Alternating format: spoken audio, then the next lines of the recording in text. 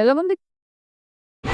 Super! అంత super recipe మీతో share చేసుకోకుండా ఉంటానా చెప్పండి? ఫస్ట్ కావాల్సిన ఐటెమ్స్ అయితే చూసేయండి. ఇంక ఈ ఐటెమ్స్ చూస్తే మీకు అర్థమైపోయి ఉంటుంది. ఇంకా వెజ్ బిర్యానీ అయితే స్టార్ట్ చేసేద్దాం. ప్రాసెస్‌లోకెళ్ళిపోదాం వచ్చేయండి. ఫస్ట్ అయితే కుక్కర్ పెట్టుకొని, అందులో ఆయిల్ అయితే వేసుకొని, ఆయిల్ హీట్ ఎక్కాక బిర్యానీ మసాలా సామాన్లన్నీ వేసేయండి. ఇంకా ఇవి ఫ్రై అయ్యాక అప్పుడు ఆనియన్స్, పచ్చిమిర్చి కూడా వేసుకోండి. ఇది కూడా బాగా ఫ్రై అయ్యాక అల్లం వెల్లుల్లి పేస్ట్ అయితే వేసుకోవాలనమాట. ఇంకా నా చిట్టెలు ఫస్ట్ టైమ్ వెజ్ బిర్యానీ దానికి అండం వచ్చింది. ఇంకా తర్వాత చేయమంది అని అనగానే వెంటనే ఇంక స్టార్ట్ చేశాననమాట. ఇంకా తర్వాత టమాటో, ఇంకా ఇంట్లో ఉన్న వెజిటబుల్స్ ఏవైతే అవైలబుల్‌గా ఉంటే అన్నీ వేసుకోవచ్చు. నేనైతే క్యారెట్, పొటాటో, బీట్రూట్, ఇంకా గ్రీన్ పీస్, ఇంకా మిల్ మేకర్స్ అయితే ముందుగానే హాట్ వాటర్‌లో వేసుకొని ఉంచాననమాట. అయి వాటర్ లేకుండా గట్టిగా ప్రెస్ చేసేసుకొని వేసేసుకోండి. ఇంకా స్ప్రింగ్ ఆనియన్స్, కాలీఫ్లవర్ ఉంటే ఇంకా బావుంటుందనమాట. ఒకసారి అయ్యుంటే ట్రై చేయొచ్చు.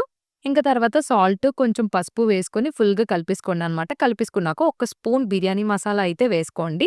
ఇంకా అది కూడా బాగా మిక్స్ చేసేసుకున్నాక ఇంకా రైస్ అయితే వేసేసుకోండి. ఇంకా వాటర్ విషయానికొస్తే ఒక గ్లాస్ రైస్‌కి 2 గ్లాసెస్ ఆఫ్ వాటర్ అనమాట. ఆ రేషియోతో అయితే నేను వేశాను. ఇంకా తర్వాత బాగా మిక్స్ చేసేసుకున్నాక కొంచెం చిన్న టేస్ట్ చూడండి ఉప్పు సరిపోయిందా లేదా అనేది. అప్పుడు పర్ఫెక్ట్‌గా ఉంటదనమాట. ఇంకా కావాల్సొస్తే వేసుకోవచ్చు కాబట్టి. ఇంకా తర్వాత కొత్తిమీర గాని, పుదీనా గాని యాడ్ చేసేసుకొని, ఇంకా కలిపేసుకొని మూతయితే పెట్టేసుకోండి. ఇంకా 2 విజిల్స్‌కి యమ్మీ యమ్మీ అని బిర్యానీ వచ్చేస్తది. చూసారు కదా!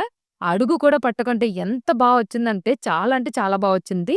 తిన్నాక నా చిట్టి తల్లి కదండీ! ఎవ్వరైనా సూపర్ అనాల్సిందే. అంత బా వచ్చిందనమాట. ఒకసారి మీరు కూడా ట్రై చేయండి. ఇంకా ఈ వీడియో నచ్చినట్టయితే ఒక లైక్ చేసి మన ఛానెల్‌ని సబ్స్క్రైబ్ చేసేసుకోండి.